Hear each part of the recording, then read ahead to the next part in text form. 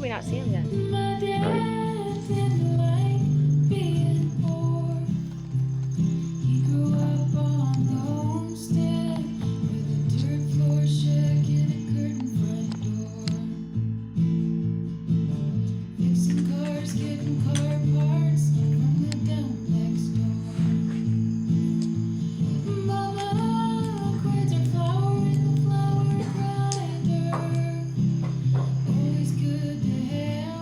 That son.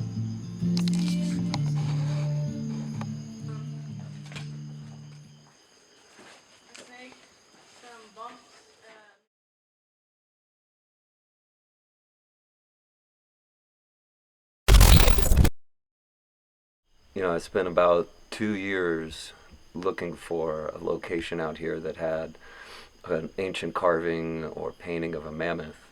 You know, and it was actually Blue that brought me here originally, but I felt like this was the perfect place to also discuss the petroglyphs and the creatures that have been encountering out here, because they're very much tied together. And the one thing that's been able to show me is that the creatures we've been running into and encountering out here have been here a very, very long time, like up to 10,000 years or more. And the one place where I find and have found new, even more now, carvings of creatures, big creatures, and carvings of their footprints. They're carving the footprint in the rock and the creature itself. There's carvings of aliens, of sky people. There was a carving of a UFO that I recently saw there. And now here, too, in this location here, there's paintings of a white Bigfoot, which is exactly what Linda Bradshaw was seeing and encountering on the ranch. And the painting of the white Bigfoot next to it has a painting of a mammoth. I mean, we're looking at 10,000 years old or more. And the white paint especially, you know, I had not heard of many stories of white Bigfoots, other than like maybe the Himalayas or something. But Linda said that's what she encountered. We found an ancient painting of it now. And, you know, with Monica, we even found white hair samples on the ranch. So there's definitely something to a white creature out here. And the photograph I got of the creature a couple years ago now in front of the ranch house looks colorless. I can't really say if it's white or that's the big girl creature. It's about the same height. It was like maybe 6.5 feet. It looked colorless. So maybe it was a big girl, maybe she's aged. I can't really jump to any kind of conclusion like that. But the one thing we know for sure after, you know, keeping the investigation up, after moving here, I've spent every weekend, every afternoon going through creek beds and everything looking for carvings. And the amount of alien and Bigfoot carvings down here kind of blow my mind.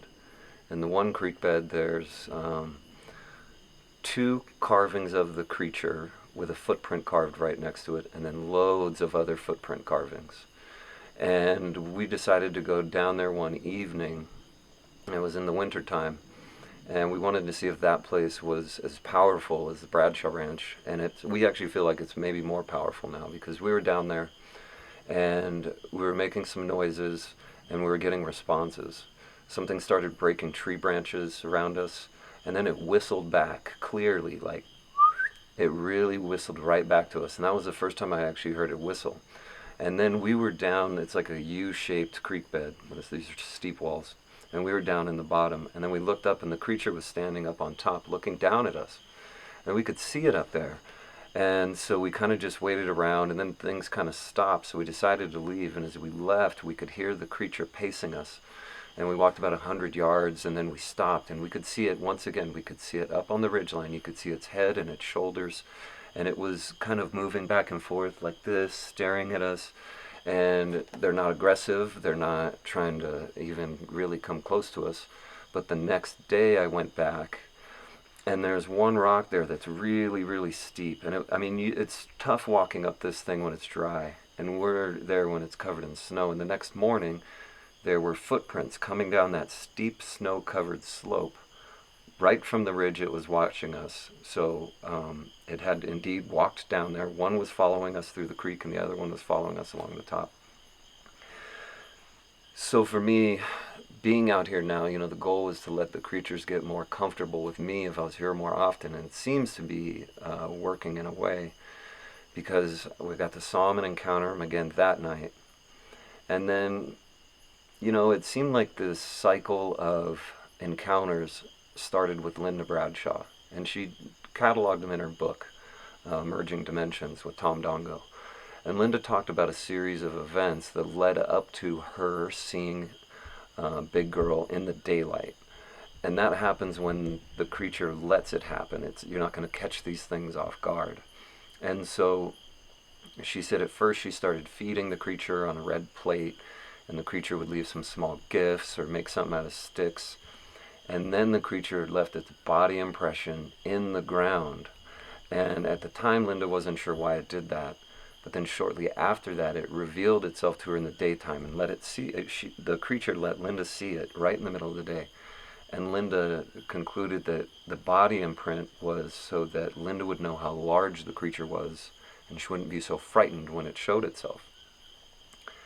And so, we started kind of doing those same things. And I was trying to feed the creatures, and then it was Monica who had the brilliant idea to use a red plate. That's what Linda Bradshaw did, so let's use a red plate. And when we started using the red plate, we started getting much more activity. We'd try some random things here and there, and then one day I went out to check, and the red plate was there, and we're just using like a thin plastic plate that could easily be moved around and knocked around. And on that plate was a piece of polished green aventurine.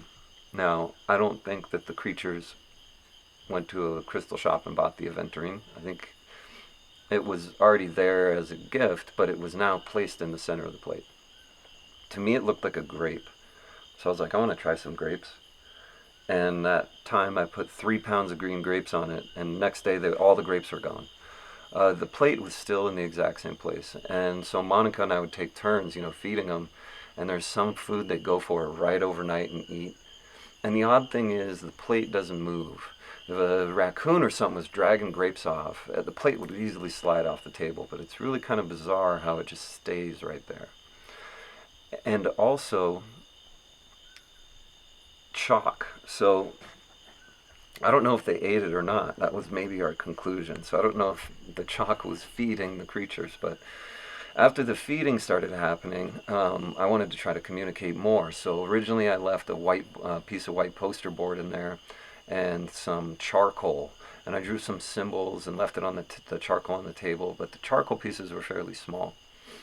And I would come in and check, and it would usually be smashed around like something was frustrated.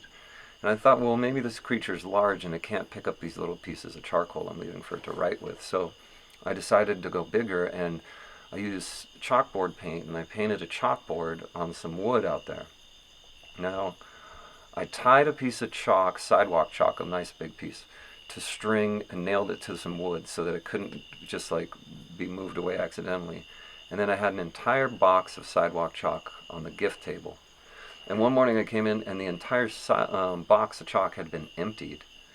Go get a box of sidewalk chalk, the square ones, and try to pull a piece out. It's really quite difficult to remove them when the box is full. And the box was in the exact same place, just all the chalk was missing. I was not able to find any chalk drawings anywhere, any signs of chalk, and I thought maybe they ate it. And so at that point, I wasn't sure what to expect next. And then one day, sure enough, it left its body impression in the ground when I went out there. For Linda, it did it in the dirt, and for me, it did it in the grass in the front yard of the house, right there in the front. The bizarre thing is it laid down in the grass the same way it did for Linda. She said that it laid down with its hands on its chest, laying on its back. And when I found the impression, I hadn't read the book yet, so I didn't know that. And to me, it kind of looked like maybe it had its hands behind its head. It was weird because you could see the head and you could see the body, but you could clearly see the elbows coming out. And when I read Linda's encounter where she said it had its hands on its chest, I looked at my footage again, and sure enough, it looks just like that. It looks like its hands were on its chest. It was 12 feet tall, and from elbow to elbow was 6 feet across. And it was pretty remarkable, and then it did it a second time.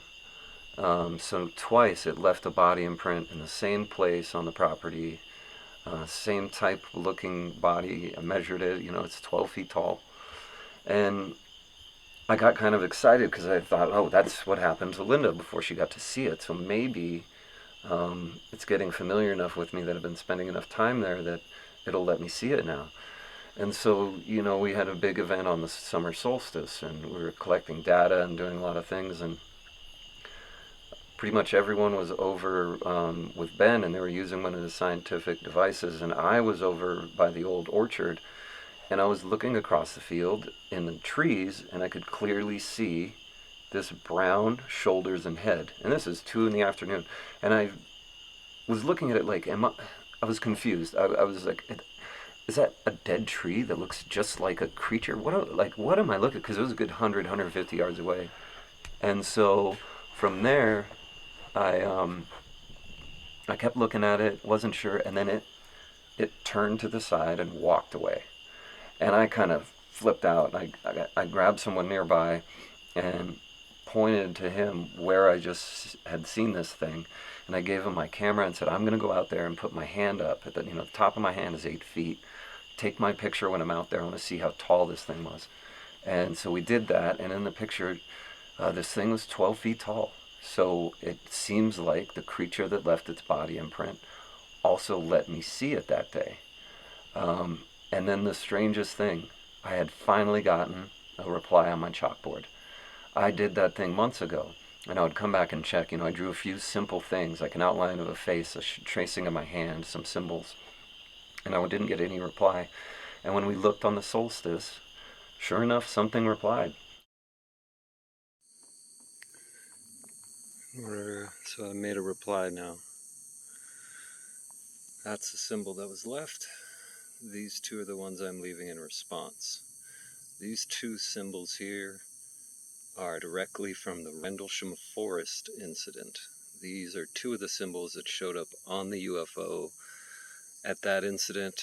That incident is the reason I started coming to Sedona to research, so I thought that would have at least some sort of relation to being out here. So we'll see what happens next. Holy, look at this, in the rain, all of this. So we came to look at the chalkboard, and there's a new symbol. So There's the first one. Yeah, this is holding. Yeah, I replied with symbols from Rendlesham, and then we added a couple more. The rain's washed them all away. Your hand? There's my old handprint. Yeah. But that's brand new. It looks like it.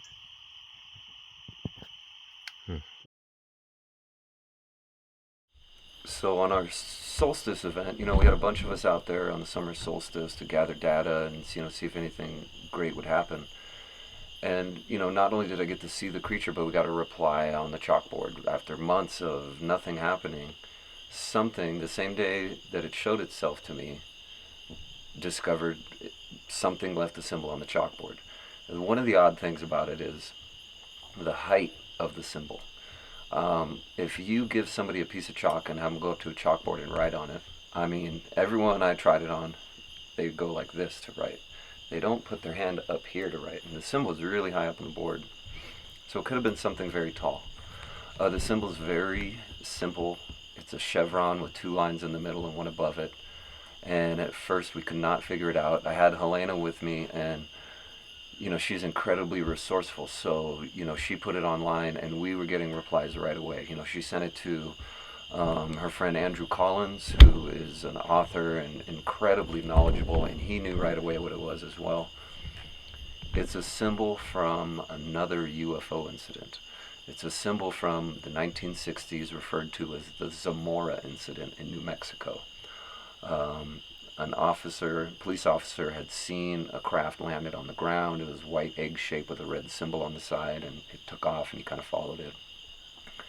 And there's a few different versions of what that symbol was on the side of the craft, but if you look in the files, one of the symbols drawn, that I believe was even signed by Zamora, it's an exact match to the symbol that was drawn on the chalkboard. Now, the very weird thing to me is the ranch, for a second time now, is referencing a previous UFO incident. The first time this happened is the infamous portal photo of Linda Bradshaw. She went out one night and took 2 photographs of this something in the sky that was a rectangle like a movie screen showing images from another place. And if you look at that image, there's a UFO in the sky and there's a a telephone pole there. And it's clearly not at the Bradshaw Ranch, but it's a photo from an incident in the early 50s up in Oregon.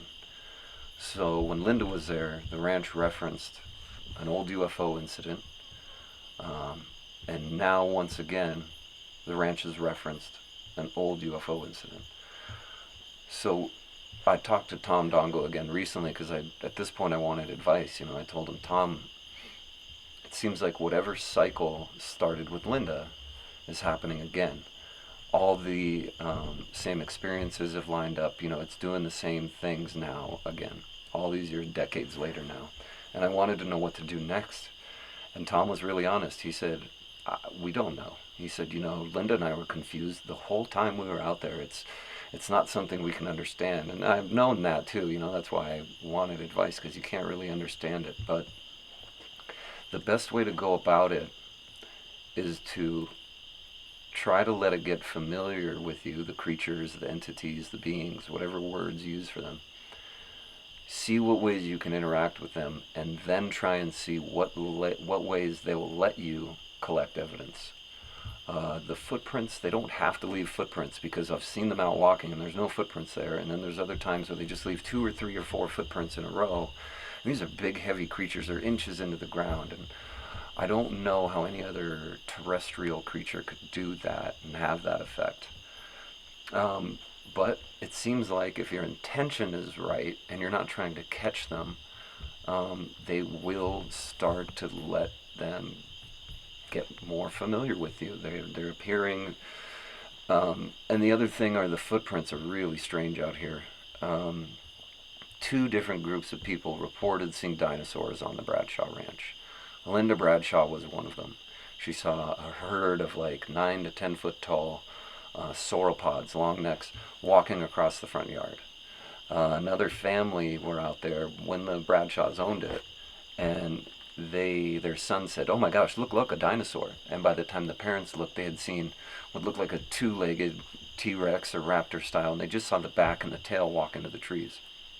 And those are great stories, but I'm not trying to share anecdotal evidence, because that doesn't really provide you any kind of motivation to really go forward or maybe contribute. So it's really the hard evidence that we're trying to focus on. And I went out to Bradshaw one day around sunset to just look around. I usually stay into the night and see if any creatures or anything come out like that, and I found what looks exactly like a T-Rex or large raptor footprint in the dirt, a fresh track. I definitely didn't stay that night. That was one of the few times where I said, yeah, that's probably enough for me.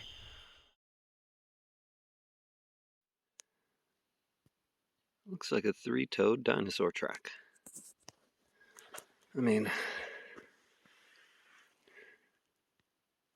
that's 8 inches from there to there. My footprint, dinosaur footprint.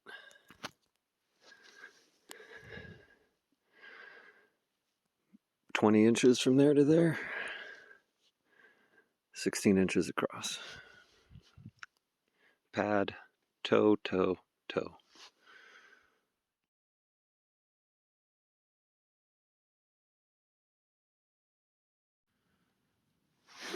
It's a really strange track. It's a foot long. Real obvious rounded impression, and it really tapers down. I haven't seen that before. Kind of looks like claw marks right in here. Can't be sure. That tapered is really strange. That's what boot prints look like there. Not a boot. So let's go the other way. Here they are again. Oh wow, look, there's a perfect one. I wonder what this thing was. Something big walking out here. These are 12 inches long and about 6 inches wide.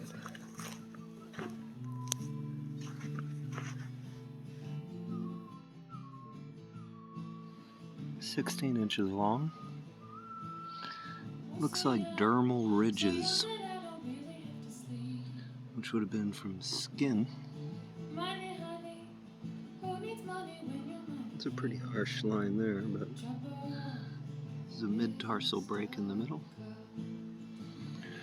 Moved a lot of ground,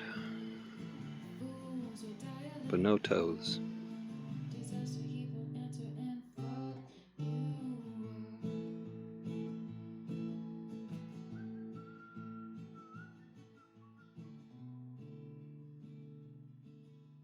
I have these massive, deep. I mean, we're looking at 10 inches wide. It has 4 toes. 1, 2, 3, 4. And its heel, I mean, I can tell where the dirt has been depressed. It comes down here, right through there, right back up. 8.5 inches this way. So, this is an animal with paws. Jeez. Okay, that's 9 inches from there to there. And it's the same that way. I can see 3 toes and a pad. That's big.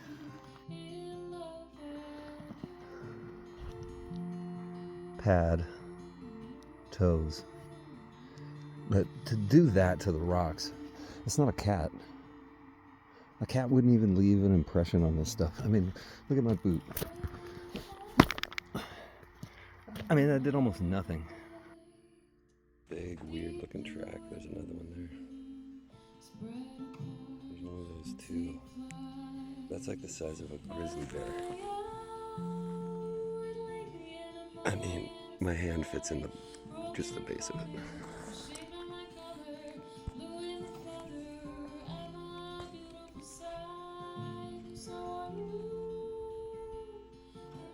My footprint next to it for scale.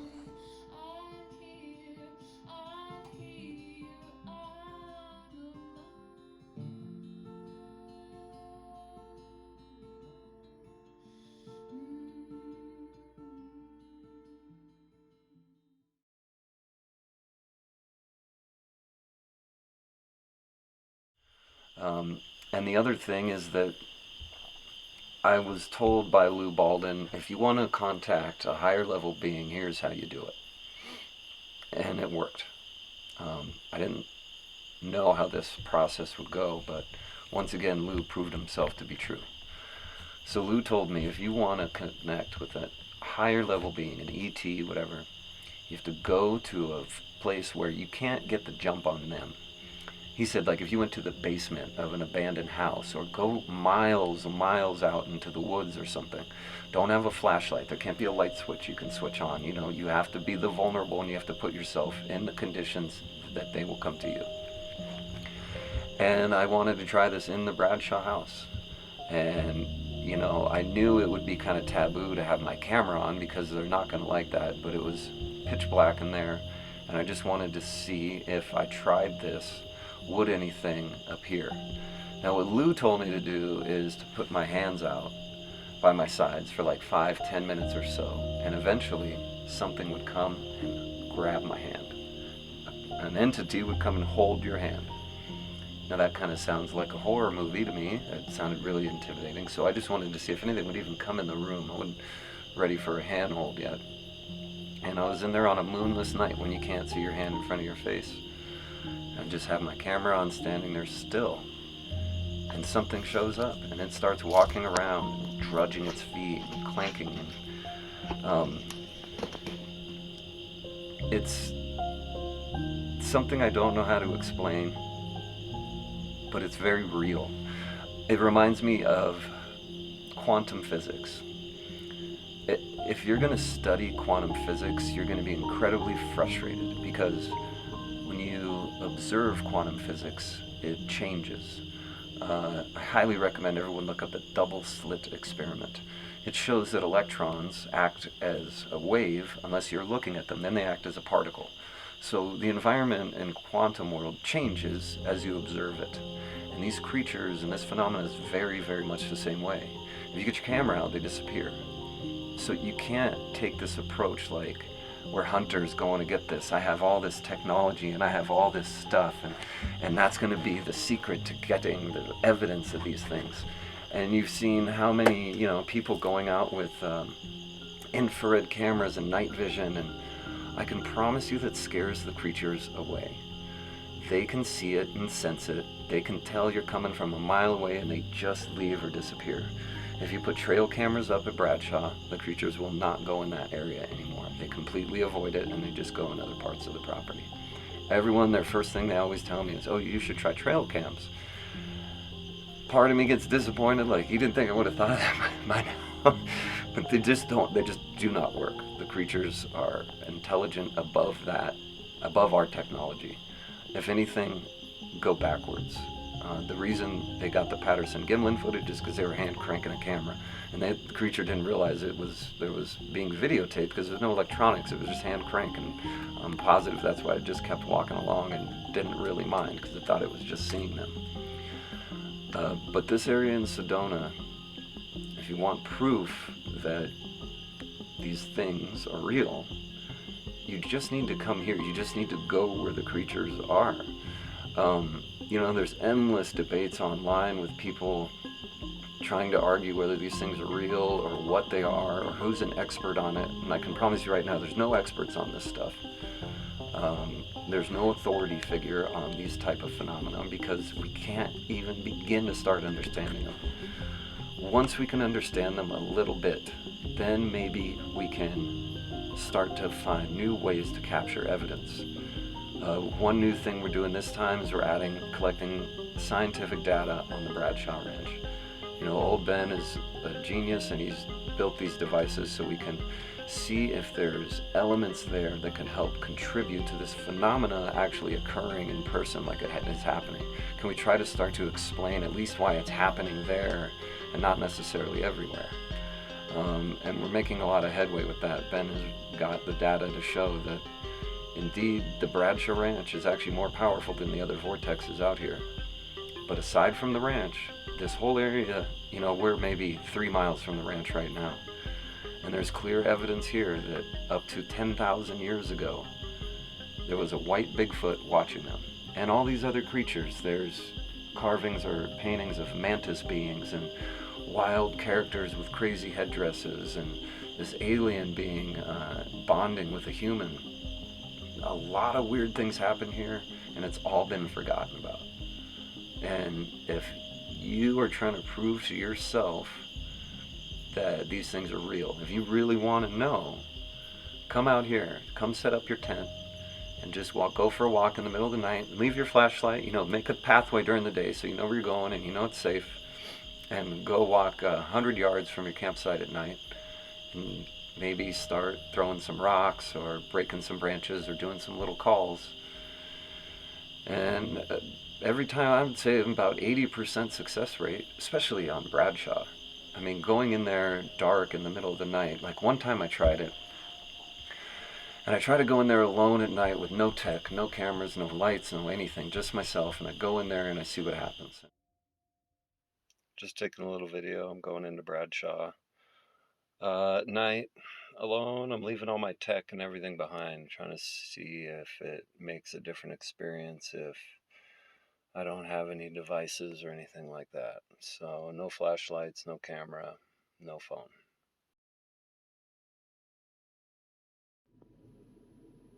Made it out safe. That was Oh, that was kind of weird. Honestly, I don't even remember what happened. I remember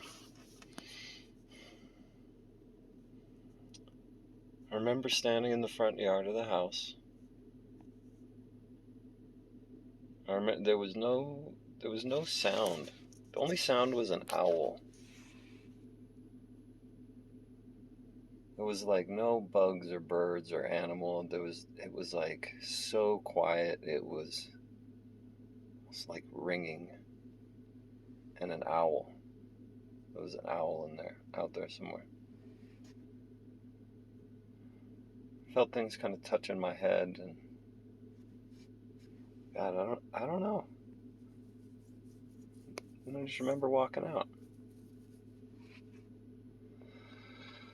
Okay, I'm gonna drive. And so, one time I did a little video in my car before I left. I went in there and I came back to my car. I did another little video. By that point, it seemed like a different person. I was so out of it. I couldn't remember anything that happened when I walked into the ranch property. All I could hear was an owl, no other noise or anything. And when I got home, I realized there were these big black streaks on the side of my head. So I don't know if that's creatures or entities, but something actually painted on the side of me when I was out there. And they're all, I still think all this stuff is related. And the only way we're going to try to understand it more is by continuing the effort. Getting more people to help has obviously been super beneficial. Because I can't find everything or think of everything. And, Monica, Helena, Casey, all these people have been coming out and contributing and really helping put all the puzzle pieces together. Without finding Blue, I never would have found this site. She brought me here, and she and I are going to be adventuring for a long time to come. It seems we're just on that same wavelength, and it's great when synchronicity is actually helping you on your journey, because without synchronicity, things get really hard to find. But I mean, this is proof right here. Look at all these insane characters and all their crazy outfits. Over there is a giant mantis, white Bigfoot. It's all been going on for a very, very long time.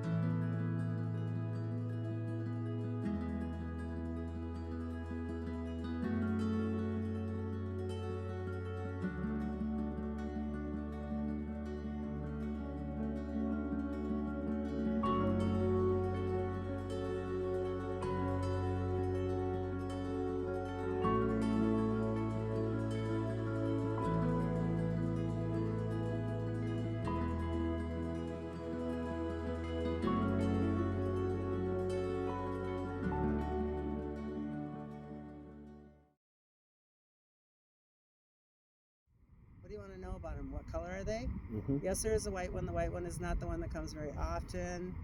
There is an orangish sort of orangey sort of brown. Yep. There is white. We have many white here. The white don't frequent as much. I know we had one for Linda. I'm aware from the book. They don't come as often. The white are more galactic, off planet. They come here and there. They come to check on our work. We work here. What is the work? We're here to work on the planet. We're here to we're here to make up for a lot of mistakes for the human realm. Are there things I can do to encourage more physical interactions? First and foremost, trust yourself. That was me on top there, sorry. But see him come, now watch the wind. You have to ask questions. Yeah, okay. What else? Is there a specific way for him to call them or Address them or they like the greet drum. them? They like the drum. They like the drum. Do you drum? I'll get one. Yep. and they like the drum, and they like it when you're alone and you drum, and they want you to pray through the drum, not Our Father who art in heaven, pray, Yes. open, share the light, share the light. Do they want me to continue bringing them food? Yes. Okay. They don't necessarily have to eat it. They're having fun with it. Correct. And you are having fun with it. It doesn't necessarily fulfill our dietary needs. It is more of an exchange of a blessing. Yeah. It is a prayer. Is there anything they want me to bring them that I haven't? I started laughing because I heard pizza, but I really doubt that. It's my favorite. It's actually my favorite food. Oh, really? Because Yeah. I heard pizza, and I'm not Okay, joking. I'll bring a pizza. Okay.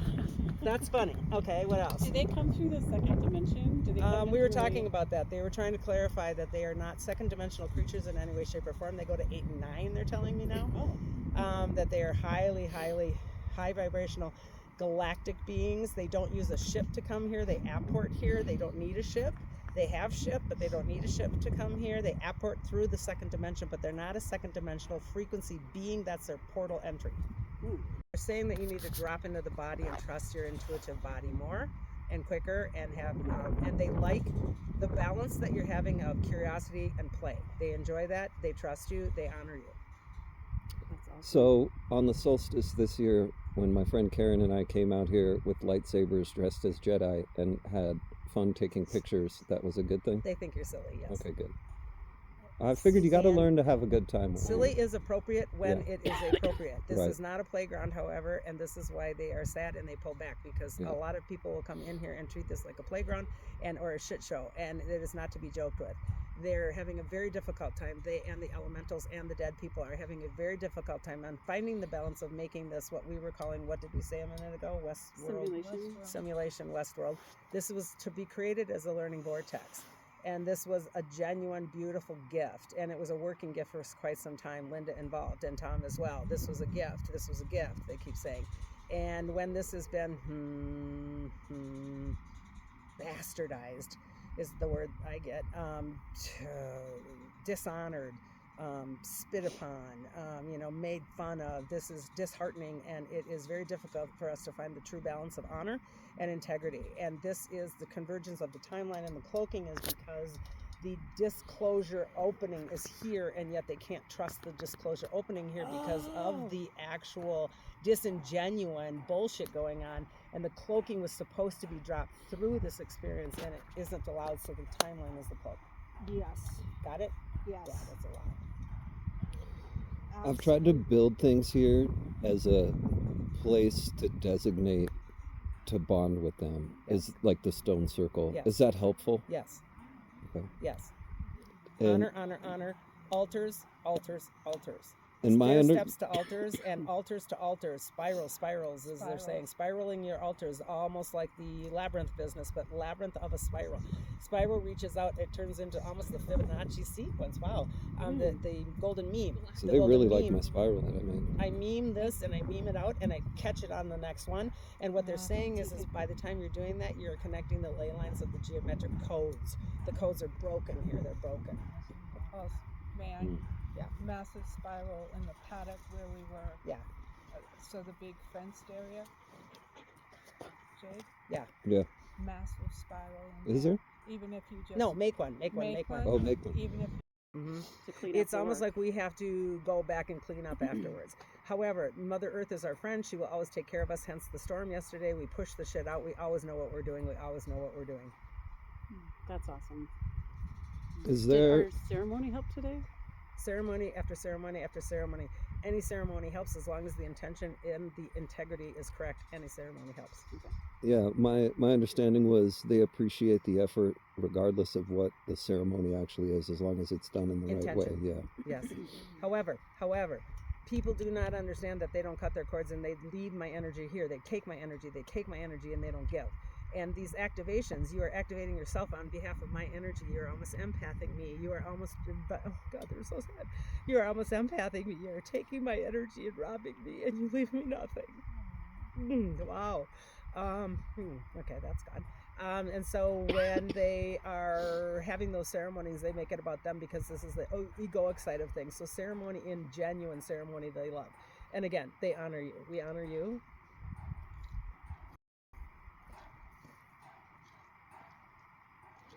Will it ever get to... Can I ever earn their trust enough that they would physically join me in a ceremony one night? This is not about you, and it is not about that you are not good enough. It is about the dimensional timeline shift and the appropriateness of the dimensional fields being able to lock in for that amount of time. It is a very quick amount of time that we can stay here in physical form at this time because of the density differences, and it takes us a lot to even leave you a footprint, for example. And this is why you see 4 footprints at a time, because the density changes, and because my density is too high, this is difficult for me to beat. And so to be sitting at a fire may be something that we can do in a very brief moment, but you will know. Not yet. I came out here to see UFOs, so why did you follow me around to get my attention and bring me to this place? Because we're all the same thing. We are all the same thing. The galactic field, the Federation, the beings, the people that do this kind of work that I do, all of these people are activating the fields to be able to integrate the dimensional frequencies and allow the portals to reactivate. The ley lines are supposed to be reactivating. This work is happening at rapid pace. It's way ahead of schedule. It is way ahead of schedule for reactivation in Inner Earth. So Inner Earth is extremely important. Remind me afterwards to talk about the Inner Earth grid, okay? So this is something that you can also do as Inner Earth grid work. So these are about dimensional timelines and a divine timing activation portals. And again, we are not allowed to be in this density for too long because it's too difficult.